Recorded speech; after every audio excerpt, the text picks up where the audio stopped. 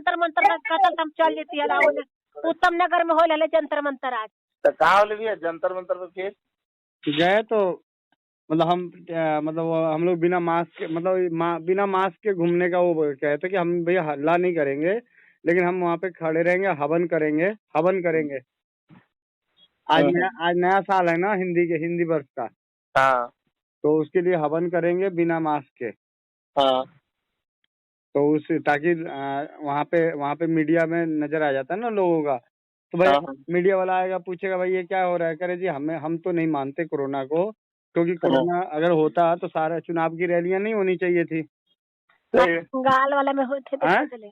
सही बात है, यही आरा में हुआ है ना, आरा में भी सब किया है। हाँ पूरा सब दुकानदार सब मिल करके अति को नहीं मान रहा है। लॉकडाउन को। हाँ 7 बजे से जो कर्फ्यू लगाया है ना, हाँ उसको नहीं मान रहा है लोग। आरा में। हाँ पुलिस से भी शायद झड़प उड़प हुआ है। हाँ तो यही ऐसा ना, जब तक बगावत नहीं होगा ना, अब यार विरोध नहीं करेगा तो ये भैया सारे के सारे लोग भूखे मर जाएंगे। और क्या है, पहले रोग से पहले भूखी मर जाते। हाँ तो हम लोग वहाँ पे गए तो मतलब हमारा पर्पस यही था कि भाई आएगा तो हम बोलेंगे ये हमारा ये कहना है जी, आप खाली ये पूछ के बता दो कि सिर्फ चुनाव की रैलियों में कोरोना क्यों नहीं जाता। सही बात। और ठीक है जी, मास्क हमने प्रधानमंत्री को या सारे मुख्यमंत्री को देखे हैं, उसके आसपास वाले को सबको मास्क जरूरी है, उसको क्यों नहीं जरूरी है भाई? सही बात। हाँ, उसको भी तो अपना मुंह ढक के रखना चाहिए हमेशा। एकदम।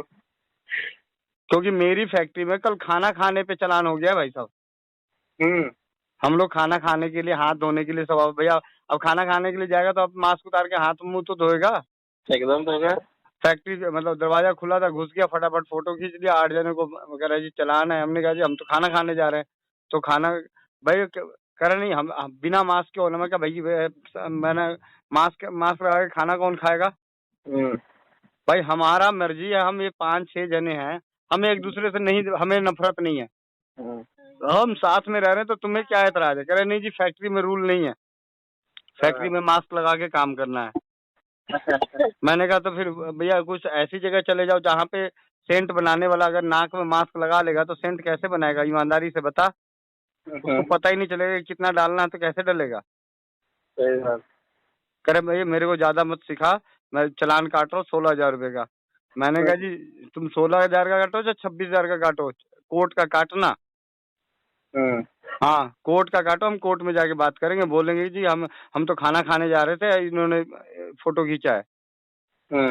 हाँ 2 आदमी पानी के, एक आदमी नलके के पास था, एक आदमी मतलब पानी जहाँ था पीने गया हुआ, पीने का रखा हुआ तो वहाँ था। तो इसका मतलब यही हुआ ना कि वो 2 जने तो पानी पीने जा रहे थे, तो क्या मास्क पहन के पानी पिएगा क्या? तो बहुत ज्यादा झड़प होते होते होते कर मालिक से बात करा। मैंने कहा जी कर ले फिर उसका थोड़ी बहुत। मैंने कहा जी तुम जिस कोरोना की बात करते हो मैं कोरोना वालों के साथ घूमता रहता हूँ, तो मुझे उससे मतलब नहीं भैया, मेरे को तो ऊपर से प्रेशर है, हमें तो ऊपर से ऑर्डर है जी कि चालान काट के लाओ। हाँ मतलब डेली का टारगेट है, मतलब डेली का टारगेट है कि बवाना इंडस्ट्री से आपको 1 करोड़ रुपए लेके आना है डेली का। तो कैसे आएगा? 35,000 फैक्ट्रियों में घुसेगा तभी तो आएगा। सही बात। और कहता है कि सारे मतलब कहता है कि जी केजरीवाल फ्री में देता है। वैसे फ्री में कहाँ से देता है? उल्टा तो मेरे से ही 2,000 रुपए ले लिया एक तरह से। सही बात। हाँ तो तो एक तरफ से तुम 2 लोगों की सुविधा दे रहे हो, उधर दूसरी जेब से खाली कर दे रहे हो। तो अंत में फिर 4,000 पे बात हुआ, मालिक से बात हुआ तो कहता है मैं 2 कर देता हूँ।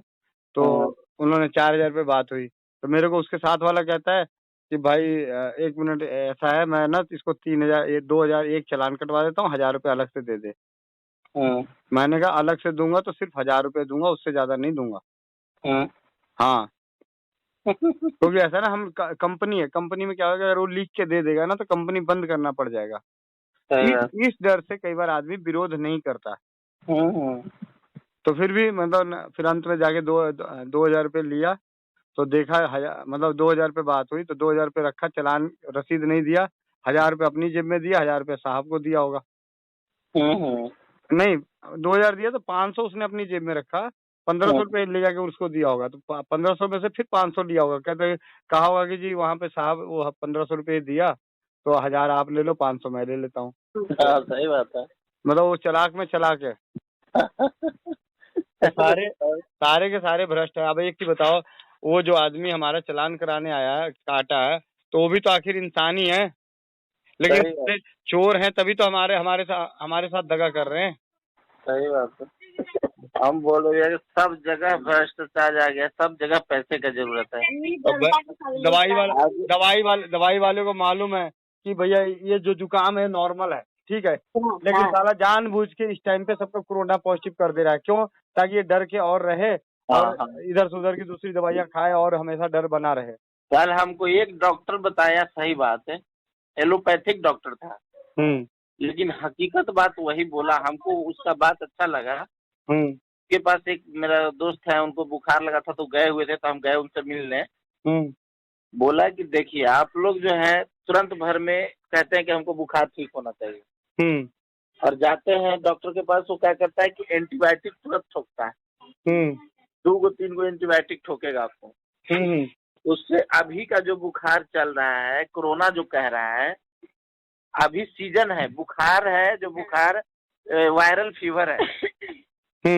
और ये फीवर 3 दिन आपके पास रहेगा।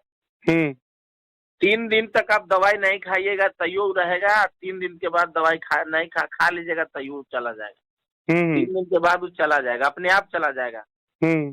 आप खाली थोड़ा सा संयम रखिए। वो कहा कि हम अंग्रेजी दवा पैरासीटामोल और बिकोसुल खाइए, आपका बुखार 3 दिन में चला जाएगा। या एंटीबायोटिक अगर ले लिए तो 15 दिन तक आपके पास रहेगा। कि इससे क्या होता है, एंटीबायोटिक लेने से क्या होता है कि जब बुखार तो ठीक हो जाएगा तुरंत, लेकिन आपके सांस लेने का जो अथी है, सांस लेने में आपको प्रॉब्लम होने लगेगा। और सांस लेने में प्रॉब्लम होने लगेगा तो आप कहिएगा कि हमको सांस लेने में प्रॉब्लम हो रहा है, तो कोरोना हो गया। कोरोना होगा, वही बैठ जाता है, आपको सांस लेने की दिक्कत होगी, जैसे बीपी ऊपी जो है सब पल्स सब बैठना शुरू हो जाएगा। ज्यादा एंटीबायोटिक शरीर में जाएगा तो ये सब चीज तो खत्म होगा ही। इसलिए ज्यादा दवा खाने के फेर में मत रहिए। बुखार हो उसमें आप एगो कालपोल खाइए, यदि पैरासीटामोल खाइए, और वो बिकोसुल, 2 चीज खाइए, या फिर जो अपना उपचार है वो कीजिए। एंटीबायोटिक से बीमारी नहीं जाने वाला। क्या करता है लोग कि बुखार लगा ना तो कि डॉक्टर से ठीक न होते, 3 दिन के अंदर में 3 डॉक्टर चेंज किया। अब तीनों डॉक्टर क्या किया, तीनों एंटीबायोटिक ठोका, हाई क्वालिटी का। अब तीनों एंटीबायोटिक ठोकेगा तो कोरोना उसको होना अनिवार्य है। सांस तो रुकेगा ही। सांस तो रुकना है, बीपी लो होना ही होना है। ये सब चीज बता रहा था। लेकिन चलिए, और सब क्या हो रहा है, खाना वाना हो गया? सबसे बड़ी बात है भैया कि मैं तो 100 बात की एक बात जानता हूँ, जो डर गया सो मर गया। एकदम एकदम सही बात बोले भैया। मैं तो एक बात और इन लोगों को बोलता हूँ, जब मैं पीछे लाइव था फेसबुक पे प्रियंका अरोड़ा के साथ, तो मैंने यही बात बोली है कि भैया मतलब अब क्या है कि इस डर की वजह से हम अपनापन, संस्कार, धन दौलत, बचाए हुए पैसे, अपनी शक्ति सब नष्ट कर रहे हैं। सारा दिन अगर मान लीजिए कि कोरोना अगर किसी का पॉजिटिव आ गया तो सबसे पहले वो अपने अंदर सारे लक्षण ढूंढना शुरू करेगा। अच्छा मेरा गला खराब तो नहीं हो रहा, अच्छा मेरा स्वाद आ रहा नहीं आ रहा, मेरी नाक में खुशबू आ रही नहीं आ रही, मतलब वो जितने लक्षण है वो सारे लक्षण अपने शरीर में ढूंढता रहेगा और डरता रहेगा। उस डर के कारण ये सारी तकलीफें शुरू हो जाती है। मतलब जैसा होगा तन वैसा होगा मन, मतलब जैसा होगा मन वैसा होगा तन। सही बात है। तो ये सारी चीजें हैं। अब लोग एक एक घर जाके, मैं लोगों को जो भी कोरोना पॉजिटिव है पिछले साल से अभी तक मैं दिल्ली में 500 से ज्यादा घरों में जा चुका हूँ।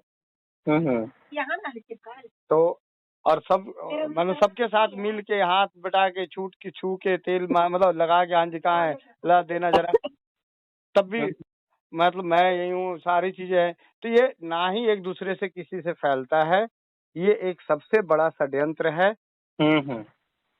और इस षड्यंत्र के पीछे सबसे बड़ा जो कारण है वो है WTO कानून जो हमने साइन किया है, और एक जो एजेंडा है बड़े अमीर लोगों का, मतलब पूंजीपतियों का, जो 5 पूंजीपति हैं पूरे वर्ल्ड में, उनका एजेंडा है डीपॉपुलेशन का, कि जनसंख्या कंट्रोल करो। तो जनसंख्या कंट्रोल कैसे होगा? उसके लिए शरीर में कुछ ना कुछ ऐसे डालेंगे। जैसे आपको याद है सतेंद्र जी, मुझे बचपन में याद है कि हम लोगों के यहाँ जब धान होता था तो उस धान को लाके बीज के लिए एक मोजर बांधा जाता था। मोजर में रखा जाता था कि अगले साल इस बीज को हम बोएंगे। हाँ, ओकरा में गोबर से ऊपर से लेपल जाले। हाँ, मतलब कहने मतलब बीज को संभालते थे। चाहे खीरा हो, ककड़ी हो, लौकी हो, कुछ भी हो, सबके बीज को हम लोग संभालते थे। हाँ। आज बताओ, हर साल खेती करने के लिए आपको नया बीज लेना पड़ रहा है, नहीं पड़ रहा है? एकदम दे रहा है। उस बीज, अब वो बीज संभल क्यों नहीं रही है? क्यों? क्योंकि वो मॉडिफाइड बीज हो गया, अब वो बीज नहीं है। तो जो बीज बनाने वाली कंपनियां थी, उन्होंने क्या किया कि भाई ये तो बिहार भारत के लोग तो बड़े चालाक है, बीज संभाल लेते हैं, उसी से उनकी खेती होती रहती है। तो हम क्यों ना ऐसा करें कि इनकी खेती को हमारा एक हर साल का धंधा मिलेगा। क्या मिलेगा? लोग हर साल बीज खरीदेंगे। तो उसके लिए क्या करना पड़ेगा? पहले इनको खाद में फंसाओ। तो खाद में आया, खाद का हुआ, लोगों ने गोबर वगैरह बंद कर दिया, खाद डालना शुरू कर दिया, खेती ज्यादा हो जाए, पेड़ बड़ा जल्दी बढ़ता है। उस तरीके से क्या होगा कि धीरे धीरे धीरे खाद डलते डलते उस खेत से उत्पन्न होने वाला अन्न का बीज अगले साल खेती करने लायक नहीं रहा। मतलब मोजर तो संभाला था, बीज संभाले, लेकिन अगली बार हमने खेत में डाला तो जितने धान के बीज हमने डाले थे उससे कम मोरी तैयार हुआ।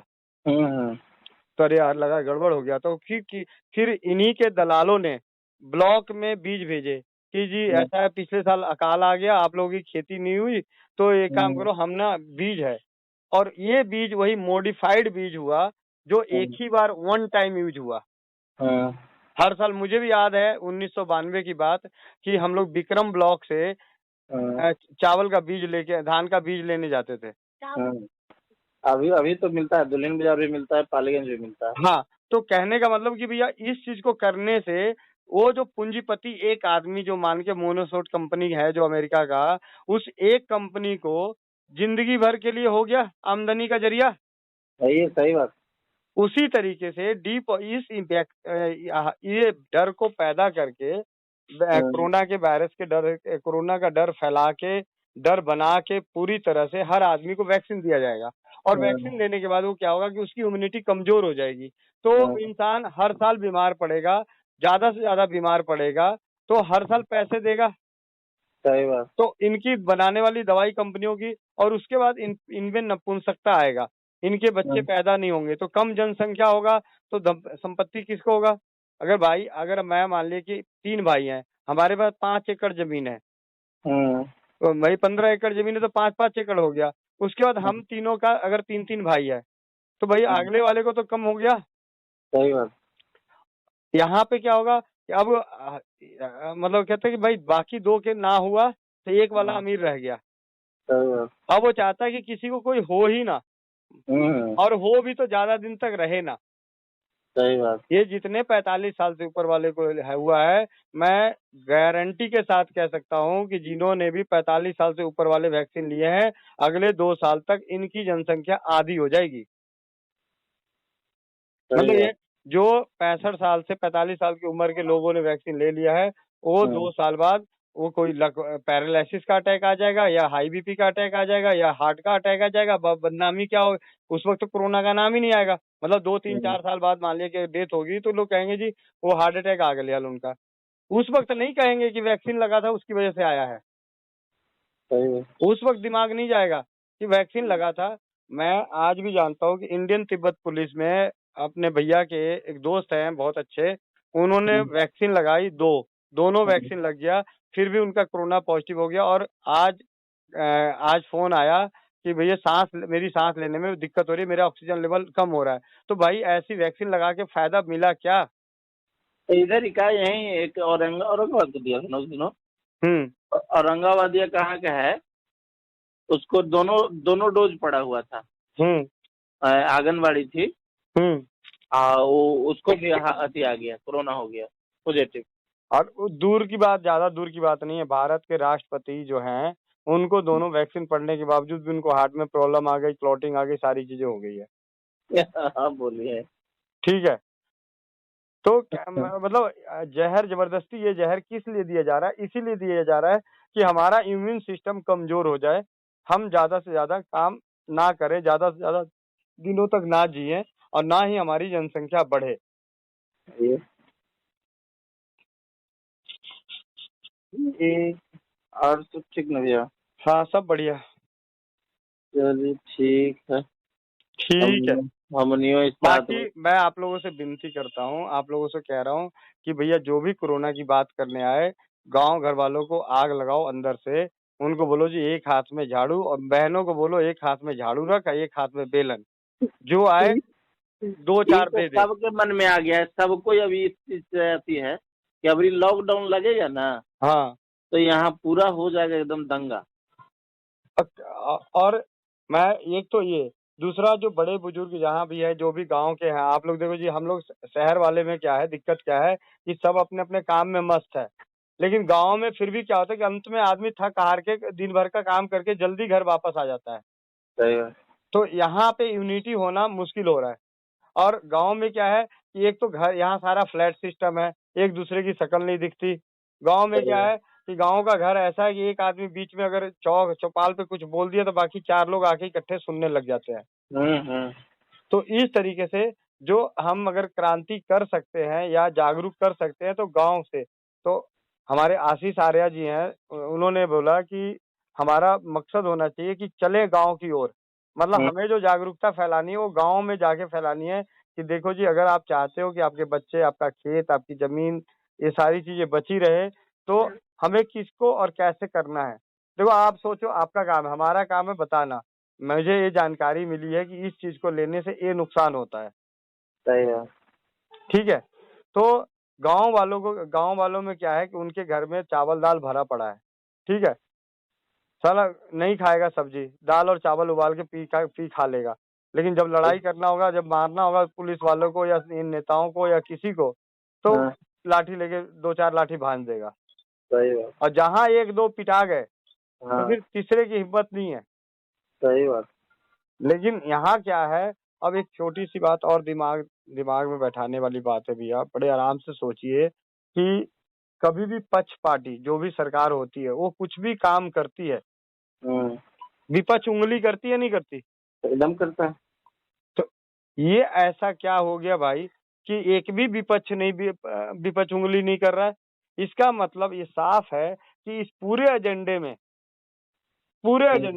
कहीं न कहीं कोई बड़ी बड़ी हस्ती का हाथ है जो सबको पैसे देके सबको मुंह बंद कर रखा है। बहुत सही बात।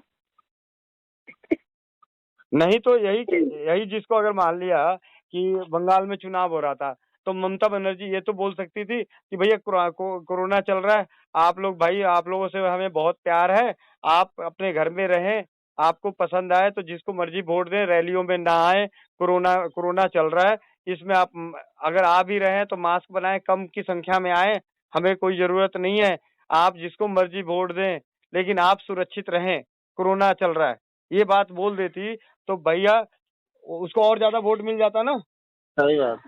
लेकिन वो ये बात, भाई जब सबसे बड़ा आज हमारा 1 साल से हमारे देश में मुद्दा अगर कोरोना का चल रहा है तो ये नेता लोग रैलियों में ये बात बोलते हैं कि आप भीड़ में यहाँ क्यों लगा लिए, मास्क क्यों नहीं लगा रखे हो, आपको 6 गज की 2 फीट की दूरी लगानी चाहिए थी, 6 गज, मतलब ये सारी चीजें होनी चाहिए थी। बच्चों, मेरे भाइयों, मेरे बंधुओं, जो मन की बात करते थे रात को 9 बजे के बाद, उनको उस वक्त रैलियों में ये बात बोलनी चाहिए थी कि मेरे भाई, मैं आपसे बहुत प्यार करता हूँ, आप रैलियों में मत आओ, भीड़ मत इकट्ठी करो, कोरोना चल रहा है, कोरोना फैल रहा है, ये सारी बातें करते तो हो सकता था कि वही हमारी जनता, मेरे जैसा जो मैं नफरत कर रहा हूँ उनसे, मैं उनकी आदर करने लग जाता कि नहीं जी, वाकई हमारे देश में कोरोना है। जो प्रधानमंत्री जी ने मतलब दोबारा हमारे चुनाव में जाके, या जो भी अमित शाह या जो भी XYZ किसी भी पार्टी का नेता चुनाव की रैलियों में नहीं गए, चुनाव में प्रचार प्रसार नहीं किया कि भैया जो हम आज क्या कर रहे हैं, हम आज क्या कर रहे हैं, करे यार जान बचेगी तो लाखों पाएंगे, कोई बात नहीं, कोरोना चल रहा है, हम काम पे अभी नहीं जाएंगे, यही हो रहा है ना। तो इन गधों को ऐसी अक्ल नहीं आई कि कोरोना चल रहा है, रैलियों में ना जाएं। है, जब हमने कोरोना को माना और हम काम पे नहीं गए, हम अपना नुकसान झेल गए, तो इनको भी तो अपना नुकसान झेलना चाहिए था। तो इसका मतलब कि ये है ही नहीं। और उसका सबसे बड़ा प्रूफ मैं हूं कि मैं पिछले 1 साल में दिल्ली में 500 घरों में जाके 1500 से ज्यादा लोगों के घर में पॉजिटिव होने के बावजूद भी उनकी रात की सेवा करी, उनको सुआ, उनको मालिश करवाया, सारी चीजें बताया, उनके परिवार वालों को हिम्मत जगाई, और मैं अपने परिवार के साथ आके रह रहा हूं। तो इसका मतलब 100% साफ है कि कोरोना कोई बीमारी नहीं है।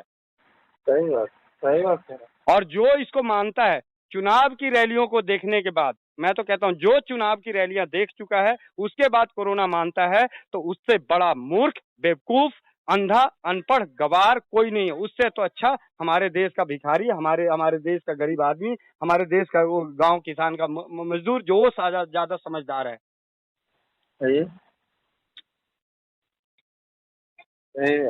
यही सब चीज तो हो ही रहा है ना, सबको शोषण किया जा रहा है। तो बहुत दुख हो रहा है भैया। मैं सतेंद्र जी, मैं क्या बताऊं, क्योंकि मैं व्यक्तिगत तौर पे पिछले आपको पता है 5 साल से हम भाई राजीव दीक्षित जी को सुनने के बाद स्वास्थ्य के क्षेत्र में काम कर रहा हूँ। घरेलू चिकित्सा, होम्योपैथ चिकित्सा, आयुर्वेद चिकित्सा के प्रचार प्रसार में काम कर रहा हूँ।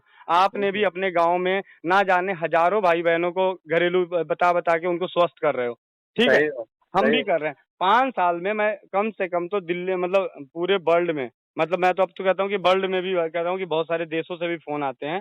तो कम से कम ना तो जाने पिछले साल कोरोना के बीच में पुराने छोड़ के 2 लाख से ज्यादा कॉल अटेंड किया हूँ।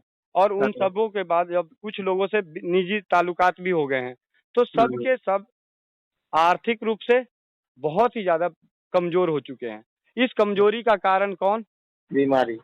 बीमारी नहीं, कोरोना का फैलाया गया डर। अच्छा, हाँ, सही बात। इस डर की वजह से ही एक आदमी जो अनअफोर्डेबल था, 1000 रुपए का ऑक्सीमीटर नाप ले आया, 1000 रुपए उसकी जेब के चले गए। कोरोना की वजह से तुमने ऑनलाइन पढ़ाई करी, गरीब से गरीब आदमी के बच्चे का स्कूल अब पढ़ाना तो जरूरी था। स्मार्टफोन पहले घर में एक था, एक से काम चल रहा था, अपना जो कमाने जाता था वो रखता था, अब बच्चे के लिए उसको लेना पड़ गया। है, तुमने ये कोरोना ने कि मतलब आमदनी कम तो किया ही क्या, साथ में खर्चे को भी बढ़ा दिया। सही है। मैं कहता हूँ कि गिलोय, अश्वगंधा, कोई गिलोय बेच रहा है, कोई अश्वगंधा बेच रहा है, कोई शतावरी बेच रहा है, वो कह रहा है कि इसको खा लो, कोरोनिल कीट खा लो, ये खा लो, वो खा लो। भैया खा लिया तब भी तो दोबारा हो रहा है। सही बात है, तुमने तो अपना धंधा कर रहे हो सब। और मैं कह रहा हूँ कि मैं आज भी जानता हूँ व्यक्तिगत तौर पे, मुझे मालूम है आपके गांव में ऐसे बहुत सारे गरीब भाई बंधु हैं जो प्याज रोटी खा रहे हैं। मैं भी प्याज रोटी खा रहा हूँ, दाल रोटी खा रहा हूँ, सब्जी खा रहा हूँ, फल फूल नहीं लेके आता, ठीक है, क्योंकि आमदनी कम हो गई है भैया, आधी तनख्वाह मिल रही है। तो मैं भी दाल रोटी खा रहा हूँ, फिर भी हमें ना सर्दी है, ना खांसी है, ना जुकाम है, ना बुखार है, ठीक है। अगर हो भी रहा है तो हम अपने घर की चीजों से कर रहे हैं, क्योंकि हम नहीं मानते कि कोरोना है। अगर कोरोना मानूंगा, जाके जांच कराऊंगा, वहां तो भैया उनका मर्जी है, जिसको मर्जी पॉजिटिव दे दे, जिसको मर्जी निगेटिव दे दे। भैया आज डर फैलाना है कि वैक्सीन लोग लगाएं, इसलिए केस को बढ़ा रहे हैं, पॉजिटिव ज्यादा दे रहे हैं। सही बात भाई, आज पॉजिटिव क्यों आ रहा है? क्योंकि वैक्सीन बनाने वाली कंपनियों ने वैक्सीन बना ली, तो अब वैक्सीन लगना भी तो चाहिए। तो लगेगा कैसे? हमारे जैसे कुछ समझदार तो ऐसे भी है ना कि नहीं लगाने के पक्ष में है। तो भैया डर फैलाएंगे तभी तो लोग लगाएंगे। सही बात। नहीं तो 1 पैसे में 10 पैसे में बनने वाली वैक्सीन 250 रुपए में लग रही है। हजारों % का ज्यादा से ज्यादा मुनाफा है। वैक्सीन की कंपनी कहती है जी मैं वैक्सीन बना रही हूँ, मैं सरकार से चाहता हूँ कि मेरे ऊपर 2 साल तक कोई केस दायर नहीं हो। तो वैक्सीन लेने के बाद अगर कोई हो तो कोई मुकदमा मेरे ऊपर नहीं चलेगा। ये सरकार से उसने अनुमति मांगी है। मतलब हम भेड़ बकरी हैं? हम एक तो वैक्सीन दिलवा दिए इसको, दूसरा डोज हम दिलवावे नहीं किया ना, हम मत दिलाओ, छोड़ो। वो प्रेशर आने लगा ऑफिस से, तब जाके दिलवाए। और मैं तो सबको कहता हूँ, अगर बाय द वे देखो जी, जो है हम कहते हैं ना, हमारे यहाँ कहावत है कि प्यास लगेगी तो नाले का पानी पियेंगे, लेकिन कब पियेंगे? जब मालूम है कि कोई साधन नहीं है और अब हाँ। मरने वाले हैं, सही तो बात नाले का पानी पी के थोड़ी देर जिंदा रह लेंगे। है। लेकिन अब उनको सबको मालूम है कि इन लोगों को इस कदर पहले डुबो दो कि ये मरने के नौबत पे आ जाएं, ताकि ये वैक्सीन लेने के लिए लाइन में कूद पड़े। हाँ सही बात। इसीलिए इस कोरोना के टेस्ट को इतना ज्यादा हाईलाइट किया जाता है, बढ़ाया जाता है। मैं कहता हूँ यार, इसी मीडिया से एक बात पूछता हूँ कि आप ये बताओ ना जी कि कोरोना पॉजिटिव हो गया, ठीक है, 140 करोड़ में अगर मान लिया कि 1 करोड़ लोग कोरोना पॉजिटिव हो गए हैं, तो मरे कितने? 5 लाख। बाकी के तो 95 लाख बचे हुए हैं। तो भैया 5 लाख की तो हमारे भारत में कहा जाता है भैया उनकी तो किस्मत थी, उनका समय पूरा हो गया था। सही हाँ? बात। कई बार हमारे और? पिताजी, दादाजी, नानाजी, मौसाजी या जवान भाई बेटा कोई दोस्त भी अगर गुजर जाता है तो हम क्या बोलते हैं भाई, तक इतनी उम्र थी उनकी। हाँ सही हाँ? बात। तो कोरोना की वजह से कहाँ मरा? और हाँ। मरा भी, अगर मरा भी तो तुम्हारे यहाँ जाके मरा, भाई घर पे तो नहीं मरा। तो तुमने, हो सकता है तुम्हारे को दवाई देने का ढंग नहीं आया होगा, तुमने कोई गलत दवाई दे दी, ये भी तो हो सकता है। ऐसा बहुत होता है। क्योंकि पोस्टमार्टम तो तुम होने नहीं दोगे, सारी चीजें तुम बॉडी को तो छूने नहीं दोगे, तुमने तो डर ही इस तरीके से फैला दिया कि कोई किसी को देखेगा नहीं, एक दूसरे से नफरत करेगा, सामने मांगेगा नहीं, हम इस पे प्रैक्टिस करते रहेंगे, सारी चीजें करते रहेंगे। ये और वही हो ही रहा है। जो हॉस्पिटल गया है वही मरा है, जो घर में था कोरोना पॉजिटिव वाला वो एक भी नहीं मरा है। एक को ना, सब घर में जो रह गया खाली कहा कि हम भाई बुखार से हैं, बुखार में है, कलपोल खाते रह नहीं, गया। अगर पॉजिटिव भी आ गया है और घर में है वो नहीं मरा है, लेकिन वो ना। घर में रहते हुए डर डर के फिर हॉस्पिटल चला गया, तो वो जरूर मरा है। सही बात। मेरे दिल्ली में, मैं जहाँ रहता हूँ उसके पास में एक भाई थे, उनको उस वक्त नीलम कहीं गई हुई थी उधर अखिलेश के पास, जो अपना डॉक्टर है ना भांजा, हाँ हाँ। उसके पास गई हुई थी। मैं यहाँ था तो रोज मेरे पास बगल में थे, तो उनका फोन आया कि भैया मेरा तबीयत खराब है। मैंने कहा ठीक है, मैं आके आपको होम्योपैथ की दवाई देता हूँ। मैं उनको जाके होम्योपैथ की दवाई दे दी, और मैं डेली उनके सुबह सुबह उनके यहाँ चला जाता था, क्योंकि मेरे को नाश्ता भी मिल जाता था और उनका हिम्मत भी बढ़ जाता था। ठीक है, 15 दिन तक ऐसा चला, 15 दिन तक। अब देखो भैया, 15 दिन तक। लेकिन डर इतना बढ़ा हुआ था कि वो हमारी दवाइयां और बातें भी असर नहीं कर रही थी, क्योंकि उससे ज्यादा लोग डराने वाले थे, उससे ज्यादा न्यूज चल रही थी। तो उसके बाद मैं ऑफिस गया, तो फोन आया, भैया मेरा भाई आया, वो कह रहा है जी हॉस्पिटल चल, पहले जांच करा, क्योंकि उसने जांच नहीं कराया था। जांच करा, तो जांच कराया तो कोरोना पॉजिटिव आ गया। कोरोना पॉजिटिव आ गया तो भाई तो ऐसे थोड़ा पीछे हट के, पीछे मतलब छोड़ा नहीं, वहाँ ऐसा नहीं कि उसको छोड़ आया, लेकिन पीछे हट गया, थोड़ा दूर हट के बोलता है जी इसको एडमिट कर लीजिए। ठीक है, नहीं जी बेड नहीं है। अच्छा ठीक है, कोई बात नहीं, क्या है भैया, 1 लाख रुपए, अभी 1 लाख रुपए जमा कराओ तो फिर बेड का इंतजाम करते हैं। उन्होंने एडमिट किया, लेकिन ये क्या हुआ कि अब उसकी वाइफ का फोन आया कि भैया उसका कोरोना पॉजिटिव हो गया, सांस लेने में दिक्कत हो रही है, ये सारी दिक्कतें तकलीफ हो रही है। ठीक है, आकाश हॉस्पिटल का केस है। ठीक है, उन्होंने सारी बातें करी मेरे को फोन। मैंने कहा दीदी ऐसा 100 बात की एक बात, 20 दिन तक हम 15 दिन से हम साथ में थे ना, मैं भी आपके घर आ रहा था ना, तो मुझे कोई तकलीफ नहीं है, आपको कोई तकलीफ नहीं है, तो उसको कैसे कोरोना है? अगर उसको कोरोना था तो हमें भी तो तकलीफ होनी चाहिए थी, आपको तकलीफ होनी चाहिए थी, आपकी बेटी को तकलीफ होनी चाहिए थी जो 5 साल की थी। सही बात। मैं आपके घर में सुबह शाम आ रहा था, आप उनके साथ रह रहे थे, साथ खाना खा रहे थे, ना हम मास्क लगा रहे थे, ना सैनिटाइज कर रहे थे, तो हमें 15 दिन में हमें नहीं हुआ, तो इसका मतलब कि वहां जाने के बाद उन्होंने जानबूझ के पॉजिटिव किया है और आपको स्थिति खराब करके अब पैसे वसूलेंगे। 3.5 लाख रुपए का बिल बना के 7 दिन बाद छुट्टी दे दिया। हाँ, चलो सब और अब मेरा जो दोस्त नहीं है वरुण, उसके भाई का, मेरे ख्याल से जब उसकी डिलीवरी का दिन था, तो डिलीवरी के दिन भाभी गई हुई थी उसको महिपाल हॉस्पिटल, महिपाल कौन सा मणिपाल हॉस्पिटल है द्वारका में, डिलीवरी के लिए उनके साथ रहने गई। ठीक है, कि साथ में रहेगी। और मेरे पास 15 तारीख को फोन आया कि गोविंद वो ना तरुण को कोरोना पॉजिटिव आ गया है। मैंने कहा भाई ऐसा डरने की कोई बात नहीं, कोरोना नाम की कोई चिड़िया होती ही नहीं है, मैं तरुण के पास जाके मिल आता हूँ। मैं जाते हुए जब रात को 10:30 बजे जा रहा था, वाइफ का फोन, वरुण का फोन, भाई घंटी भी बाहर लकड़ी से बजा दियो। ठीक है, दूर से ही जो चीजें समझानी है समझा देना, बता देना। मैं कहा अच्छा ठीक है ठीक है ठीक है। अब भाई क्या करूं, अगर मैं बोल दूं कि मैं जाके वहां मिलूंगा छूऊंगा तो ये लोग मेरे को जाने नहीं देते। तो मैं वहां गया, तरुण को मैं खोला, दरवाजा खुलवाया, घंटी बजाई, दरवाजा खोला। मैंने कहा हाँ भाई क्या हुआ? कह रहे भैया ऐसे ऐसे दिक्कत हो रही है, सांस लेने में दिक्कत हो रही है, ये हो रहा है। मैंने कहा कोई बात नहीं, ये अमृत धारा है, ऐसे ऐसे है, मुलेठी है, काली मिर्च है, दालचीनी, जो भी मतलब उसको बोला कि ये चीजें कर लेना। और ये घबराने की बात नहीं है, अगर तुम डरोगे तो तकलीफ बढ़ जाएगी, डरना नहीं है। उसने ऑक्सीमीटर, क्योंकि दिल्ली गवर्नमेंट का स्कूल टीचर है, तो उसको गवर्नमेंट की तरफ से ऑक्सीमीटर आ गया था नापने के लिए, वो नापा तो 80 आ रहा है, 85 आ रहा था, तो डर रहा था। मैंने कहा कोई बात नहीं, उसको अमृत धारा सुंघाया, मालिश उलिश करी छाती उती की, तो उसका 92 आ गया। मैं उसको समझा के पूरा मतलब बता के दिल्ली अपने घर आ गया रात को। मतलब उससे मिल के, उसको छू के, उसकी बीवी के सामने सारी चीजें, और मैं घर आ गया। सुबह 12 बजे मतलब 8 बजे फोन किया, हाँ भैया ठीक हूँ। ठीक, 8 बजे फोन किया तो ठीक हूँ। 12 बजे फोन आ रहा है कि उसके भाई का कि तरुण की हालत बहुत ज्यादा खराब थी, तो मैंने उसको हॉस्पिटलाइज करा दिया। भैया 16 जून को एडमिट हुआ है, ठीक है। और 3 अक्टूबर को जबरदस्ती झगड़ा करके छुड़वा के लाए, वेंटिलेटर पर 3 मतलब गया, 28 लाख रुपए का बिल बनाया। 28 लाख, हाँ गवर्नमेंट सेक्टर का था, फिर भी मैंने कहता 18 लाख या 28 लाख का बिल बनाया, ठीक है। इतने दिनों का 2.5 महीने रखा, और 110 किलो के बंदे को 35 किलो का बंदा करके दिया। ठीक है, आज ये हो रहा है जी, क्योंकि मिलने नहीं दे रहा, ये करने नहीं दे रहा, सारी बातें।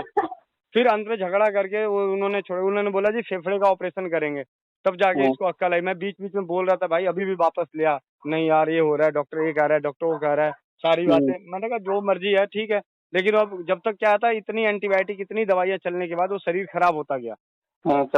जबकि 32 साल के लड़कों को कोई तकलीफ नहीं थी, ना उसको डायबिटीज था, ना हाई बीपी था, ना कोई तकलीफ नहीं थी। वहां जाने के बाद सारी चीजें शो करने लगा, इनको डायबिटीज भी है जी, इनको हाई बीपी भी है जी, ये भी है, ये भी है, सारी चीजें। और वो सारा करने के बाद अंत में झगड़ा करके घर ले आया। घर पे मतलब एक बेड लाया, जो होता है हॉस्पिटल की तरह घर बनाया, मतलब घर में ही सारी फैसिलिटी, ऑक्सीजन वगैरह सारा, बेड स्वेयर, बड़े बड़े जख्म हो रखे थे। भाई तुम 18 लाख रुपए 28 लाख रुपए लेके तुमने किया क्या उसके साथ? कोरोना के नाम पे ही ना, उसको नहीं छुआ, उसकी सफाई नहीं करी, उसकी पट्टी नहीं करी, आगे की उंगलियां सारी काली पड़ गई, गैंग्रीन जैसा हो गया, ये सारा अभी तक रिकवर नहीं हुआ है 100%। हाँ जी, तरुण जो मेरा भाई दोस्त है, तरुण जो आप जानते हैं, जो 92 से लंगोटिया आ रहा है, उसके भाई की बात कर रहा हूँ। पहचान है पूरा उनको। तो इसीलिए मुझे कोरोना से नफरत है। अगर कोरोना बीमारी है तो मैं मानता नहीं, फिर भी अगर मैं 1% के लिए मान भी लूं तो मुझे नफरत इसलिए है कि इस बीमारी से कम, इस बीमारी के डर से ज्यादा लोग मर रहे हैं। सही बात। तो डरना किस बात का भाई? और अब कोई माँ बाप अपना कहता है ये मेरा बेटा है, मेरा बेटा है, जब कोरोना पॉजिटिव आ जाता है तो उसको अलग कर देता है, मेरा पति अलग कर देता है। क्या कि अभी तो कहते थे कि साथ जिएंगे सनम, साथ मरेंगे, अब क्या हो गया? अरे अब छोड़ रहे हैं कि हम दूर हो जाएंगे आपसे। तो यही सब बातें हैं भैया। मैं तो यही कहता हूँ, हर इंसान को कहता हूँ कि जिसको भी जीवन में स्वस्थ रहना है ना, भाई राजीव दीक्षित जी के व्याख्यान को सुने। उनके व्याख्यान को सुनने के बाद अगर कोई अच्छे ढंग से सुन लेगा ना भैया, मैं कहता हूँ जिस तरीके से मैंने सुना है, मैंने लगातार 3 महीने सुनने के बाद और कभी भी उनको सुनना नहीं छोड़ा। उन्हीं की आवाज के जादू है कि मैं इन सब चीजों को नहीं मानता। मैं तो कैंसर को भी नहीं मानता। सही बात भाई तुमने सर्टिफिकेट दे दिया कैंसर का, हमारा घर तबाह। मरना तो ऐसे भी है। हाँ, अगर जब तक सर्टिफिकेट नहीं मिलता है तब तक घर में अच्छे लोग ठीक है जी, सब बढ़िया है, सब जो भी है खा पी रहे हैं जैसे वो है। जैसे सर्टिफिकेट मिल जाता है मैंने पूरा घर तबाह हो जाता है। अच्छा, यही जाता है। तो वही हाल कोरोना के साथ है, क से कैंसर, क से कोरोना। पहले 10 दिन महीना दिन खांसी रह जाए तो कहते थे टीबी हो जाएगा, टीबी हो गया होगा, ठीक है। अब 2 दिन बुखार हो जाता है, 2 दिन बुखार रह गया, खांसी हो गई तो कहते हैं जी कोरोना हो गया। हैं? तो तुमने तो डराने वाले सारी चीजें ढूंढ रहे हो, डरा रहे हो। और पता नहीं कैसे, बहुत मेरे को अंदर ही अंदर दुख होता है कि कैसे कैसे हैं मतलब दिल है भी नहीं है इन नेताओं का, दिल है या नहीं है इन डॉक्टरों का मुझे नहीं मालूम। जिस जिस देश में डॉक्टरों को भगवान कहा जाता था, उसी देश में मैं तो कहता हूँ ये सबसे बड़े शैतान है। हाँ, ये सही बात है। राजीव भाई ने अपने व्याख्यान में एक जगह बोला था, बहुत अच्छी बात बोली थी, बहुत अच्छी लाइन बोली थी कि बीमारी से नहीं, बेईमान डॉक्टरों से बचें। हाँ, बीमारी से नहीं, बेईमान डॉक्टरों से बचें। सही बात। ठीक है, आराम कीजिए। बाकी मैं को यही कहूंगा कि गांव पे मतलब जैसे एकता लाने की कोशिश कीजिए, उनको इकट्ठा कीजिए, किसानों को जगाइए। मैं तो एक बात और कहता हूँ, आजकल मैं सबको बोलना शुरू किया है, फैमिली डॉक्टर रखते हो ना, फैमिली डॉक्टर, हाँ, फैमिली किसान रखो। सही बात। फैमिली डॉक्टर रख रहे हो, अगर आपने फैमिली किसान नहीं बनाया तो वो दिन दूर नहीं कि धन दौलत सुख चैन सब लूट जाएगा। हाँ, क्योंकि निरोगी जीवन का मूल आधार है शुद्ध सात्विक जैविक आहार। सही बात। अगर आपको निरोगी जीवन जीना है, पहले के लोग 80-90 साल क्यों जी गए? क्योंकि वो एक तो डरते नहीं थे, दूसरा उनके खेतों में खाद नहीं डलता था। हाँ, गोबर डलता था। हाँ, गोबर डलता था, तो उससे उत्पन्न जो होने भी वाला अन्न। गोबर था, गनौरा जो भी था, वो सब डलता था। हाँ, जब हाँ, से खाद डलने शुरू हो गए, उन्हीं गांव के लोगों की उम्र भी कम होती चली गई। सही बात। शहर वालों की तो हुई हुई अलग बात है, लेकिन उन्हीं की मैंने भी आपको पीछे नहीं, जैसे आपको याद होगा, मैंने कहा जी ऐसा आपके बड़े भैया को भी बोला था, मैंने कहा हाँ, जी कम से कम इतने अपने बच्चों को तो जहर मत दो। उन्होंने कहा कि कैसे कह रहे हो भैया गोविंद भैया? मैंने कहा जी एक चीज आप खाद डाल रहे हो, तो वो खाद का पैदा जो अनाज है, चलो बाहर के लोगों को तो आप बेच दिए ठीक है, लेकिन वही खाद का अनाज तो आपका बच्चा भी खा रहा है ना। सही बात। तो कम से कम अपने बच्चों के लिए तो अलग करो। जब अपने हम्म, बच्चों के लिए अलग करना शुरू करोगे, गोबर से खाद से खेती करोगे, गोबर की खाद से, तो जब उपज अच्छी आ जाएगी दोबारा पिछले साल पहले वाले की तरह। क्योंकि हमें पता है आज भी कि सरकुना में कहा जाता था कि इतना खेसाड़ी, जो खेसाड़ी की दाल होती है, इतना खेसाड़ी की दाल होती थी, खेत होती हाँ, थी कि उसमें हाथी डूब जाता था। सही बात। हम्म हाँ, इतना हाँ, इतना मशहूर होता था, इतना कि पूरा बीटा के अनाज मंडी में सरकुना से आने वाला दाल दलहन हाँ, बाकी गांव से आने वाले दलहनों की अपेक्षा बराबर होता था, मतलब सही ज्यादा बात। होता था उन सब का एक और सरकुना का एक। हाँ, हाँ, सही बात। तो वो सारी खेती आज मर कैसे गई? वो सिर्फ खाद और खाद की वजह से। हाँ, एकदम एकदम सही बात। खेत का नमी खत्म हो गया साहब। अब पहले की माँ बहनें जो थी भाई 6-6 बच्चे पैदा कर देती थी। सही हाँ, बात। हाँ, आज एक एक में ही इनकी हालत खराब हो रही है। क्यों? क्योंकि आपने बहुत ज्यादा एंटीबायोटिक लिया, आपने अपने मासिक धर्म को आगे पीछे करने की दवाइयां ली, यानी हाँ, आपने अपने शरीर में खाद तो डाल ही दिया वो केमिकल वाला। तो अब आप कैसे सोच रहे हो कि इसमें से फसल अच्छी आएगी? नहीं है, सही बात। हैं? सही। पहले आज के माँ बाप, मैं कहता हूँ दिल्ली जैसे शहरों में मैं हूँ, बहुत सारे लोग अपने बच्चों को काजू पिस्ता आराम ये वो सारी दुनिया जहान अश्वगंधा, ये गिलोई बटी, ये ताकत की टॉनिक, ये सारी चीजें, ये बॉर्नविटा, ये कॉम्प्लान आपने पिया? सत्येंद्र जी आप पियो? न, सही बात। नहीं, हम लोग नहीं पिए, दूध पिए हैं। हाँ, अब दूध। मैं भी नहीं पिया। ठीक है, आप भी नहीं पिए, आपके दादा भी नहीं पिए, परदादा भी नहीं पिए। सही बात। फिर भी आज हमारे पास उन उन बच्चों से तो आज हम ज्यादा अच्छे हैं। एकदम है। तो इसके पीछे कारण क्या है? तो कुछ नहीं है भाई। अब हमारी माँ के गर्भ शुद्ध थे, ठीक है, हाँ, उन्होंने दवाइयाँ नहीं खाई थी, और उस वक्त इतने अच्छे। आज कोई माँ गर्भावस्था में आती है तो ये एसिड ले लो जी, फॉलिक एसिड, कैल्शियम, ये सब सारी चीजें चाहिए। नॉर्मल बच्चा अब होता है। पहले मैं पहले मैं तो हम। मैं कह रहा हूँ कि पहले सारी चीजें चाहिए, केमिकल वाली ले रहे हैं, तो केमिकल वाली चीजें खा के जो बच्चा पैदा करोगे, केमिकल वाला ही तो बच्चा पैदा होगा। फिर आप कैसे सोचोगे कि भाई 43 साल में गोविंद शरण प्रसाद मिल जाए? सही बात हैं? है। या सही भाई बात। राजीव दीक्षित जी मिल जाए, या साधु शरण प्रसाद मिल जाए, ऐसे विचारधारा वाला गोपाल सिन्हा मिल जाए, सत्येंद्र जी मिल जाए। सही बात। क्योंकि हमारी तो भाई ना पैदाइश केमिकल से हुई है, ना हमारा पालन पोषण केमिकल से हुआ है। सही बात। और हमारे माँ का गर्भ अच्छा था, क्योंकि उन्होंने कभी केमिकल वाली चीजें इस्तेमाल नहीं करी। मासिक धर्म में कोई गड़बड़ रहा भी होगा तो अपने जमाने में दादी नानी मम्मी मौसी से पूछ पाछ के अपना इलाज कर ली घरेलू। सही बात। आप मेरी मम्मी के 6 बच्चे, आपकी मम्मी के 6-7 बच्चे, और आज किसी को नई नवेली को ले आओ शादी करके, पता चल जा रहा है। आपके घर में भी तो बहुएं आ गई हैं, पता तो है ही। सही बात। क्यों? क्योंकि आते ही सबसे पहले अगर कुछ होता है डॉक्टर को दिखा दो।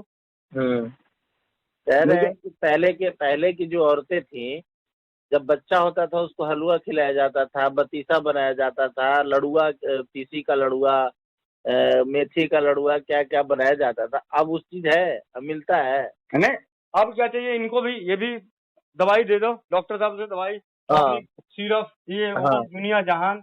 हाँ जहाँ पहले मेथी के लड्डू खिलाए जाते थे गर्भावस्था, प्रसव के बाद, इसलिए कि भाई राजीव दीक्षित जी के व्याख्यान में ही मैंने पहली बार सुना था कि पूरे ब्रह्मांड में एक मेथी एक ऐसी चीज है जो गर्भाशय अगर हट जाए अपनी जगह पे, तो मेथी के लड्डू खाने से वो गर्भाशय अपनी जगह पे आ जाता है। हाँ। और उस ज्ञान को सुनने के बाद